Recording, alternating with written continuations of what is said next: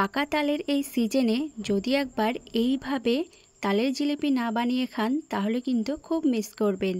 তাই আজকে তোমাদের সাথে শেয়ার করব পাকা তালের জিলিপি।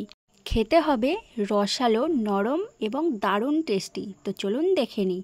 নমস্কার বন্ধুরা, ওয়েলকাম টু প্রিয়ার রান্নাঘর। নতুন একটা রেসিপি দেখার জন্য সবাইকে স্বাগত। আজকে বানাবো তালের জিলিপি। তো চলুন রেসিপিটি দেখে নিই। এখানে আমি নিয়েছি এক বাটি তালের কাত। এবার এর মধ্যে দিয়ে দিচ্ছি 1 চামচ চিনি আর সামান্য পরিমাণে লবণ। এবার চিনি আর লবণটা দিয়ে একটু জাল করে নেব।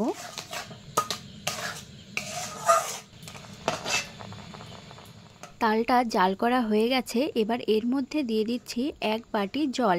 যেই বাটি মেপে আমি তালটা নিয়েছি সেই বাটিরই 1 বাটি জল দিয়ে দিয়েছি। এবার জলটা দিয়ে একটু ভালো করে মিশিয়ে নেব। এবার দিয়ে দিচ্ছি 1 বাটি সুজি। সুজিটা অল্প অল্প করে দিয়ে নাড়তে থাকবো।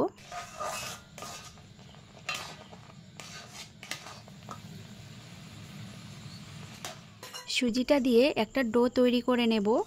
ডোটা কিন্তু একদম নরমও করা যাবে না, আবার একদম শক্তও করা যাবে না, মিডিয়ামভাবেই করতে হবে। তো দেখুন ডোটা রেডি হয়ে গেছে। এবার নামিয়ে নিচ্ছি। এবার ডোটাকে একটু ঠান্ডা করে নেব। আরেক দিকে চিনির শিরাটা বানিয়ে নেব। তার জন্য নিয়েছি 1 বাটি চিনি আর 1 বাটি জল। যতটা পরিমাণে চিনি নেবেন ততটাই কিন্তু জল নিতে হবে। আর দিয়ে দিচ্ছি 2টো এলাচ। এবার চিনিটা গলে যাওয়া পর্যন্ত অপেক্ষা করতে হবে। চিনিটা গলে গেছে, একটু ফুটিয়ে নিয়েই নামিয়ে রাখবো। নামিয়ে ঢাকা দিয়ে রেখে দেব যাতে চিনি শিরাটা গরম থাকে।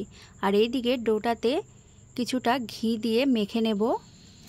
একটু ভালো করে মেখে নিতে হবে।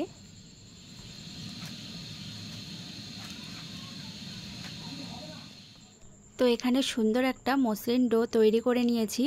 এবার এই ডো থেকে অল্প করে নিয়ে হাতের সাহায্যে একটু গোল করে লম্বাটে করে নেব।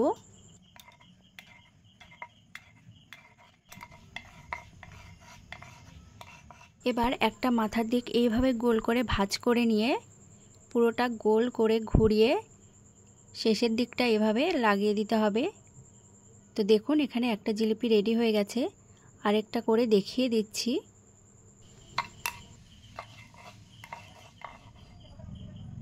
ঠিক একইভাবে এভাবে গোল করে ঘুরিয়ে জিলিপির মতো প্যাঁচ দিয়ে দিলেই কিন্তু একদম রেডি হয়ে যাবে।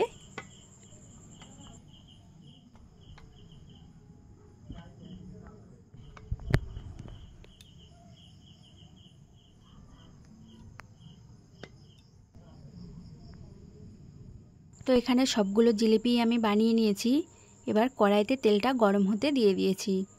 তেলটা গরম হয়ে গেছে। এবার জিলিপিগুলো একটা একটা করে তেলের মধ্যে দিয়ে দেব।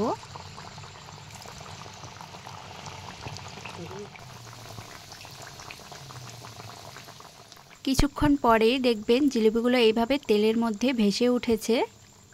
তখনই এবার একটু উল্টে দিতে হবে জিলিপিগুলো।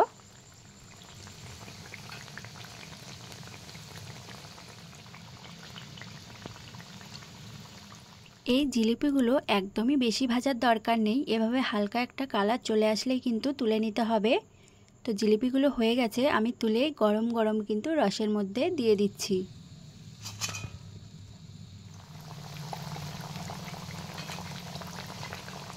বাকি জিলিপিগুলো ঠিক একইভাবে হালকা লাল লাল করে ভেজে নেব।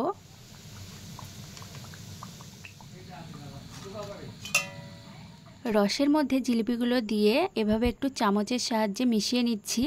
এভাবেই ঢাকা দিয়ে 15 মিনিট মতো আমি রেখে দিয়েছিলাম। 15 মিনিট পর দেখুন জিলিপিগুলো রসটা কতটা সুন্দর টেনে নিয়েছে। জিলিপিগুলো দেখতে কতটা লোভনীয় লাগছে আর খেতেও হয়েছে দারুণ।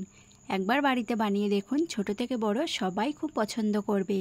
তো রেসিপিটি যদি ভালো লেগে থাকে অবশ্যই লাইক, কমেন্ট, শেয়ার এবং চ্যানেলটি সাবস্ক্রাইব করে দিয়ে পাশে থাকবেন।